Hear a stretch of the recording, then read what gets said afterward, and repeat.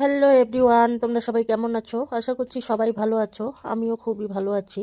আজকে আমি একটা বেগুন দিয়ে ডিমের রেসিপি বানাবো, তাই তোমাদের কাছে শেয়ার করতে চলে এলাম।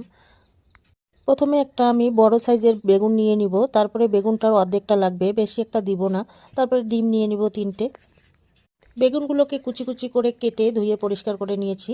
এদিকে আমি পেঁয়াজ কুচি, লঙ্কা কুচি, ধনেপাতা কুচি, লবণ, হলুদ, জিরে গুঁড়ো, লঙ্কা গুঁড়ো একসঙ্গে নিয়ে নিয়েছি। তারপরে বেগুনগুলোর সঙ্গে আমি একবারে মিশিয়ে নিব সব মশলাই। সব মশলাগুলো বেগুনের সঙ্গে মিশিয়ে নেওয়া হয়ে গেলে তারপরে এক এক করে আমি 3টা ডিম ভেঙে দিব।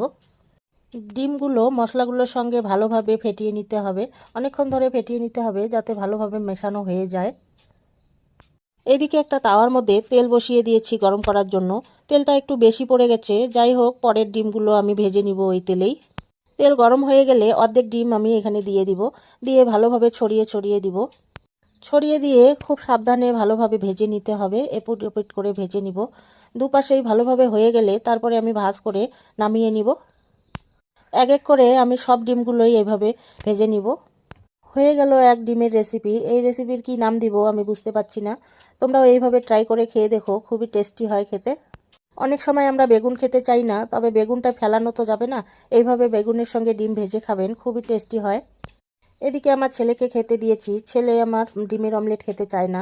এইভাবে ভেজে দিয়েছি, সে ভালোভাবে খেয়ে নিল। আমার পেজটাতে যদি নতুন হয়ে থাকো তাহলে অবশ্যই ফলো করে দিও। লাইক, কমেন্ট, শেয়ার অবশ্যই।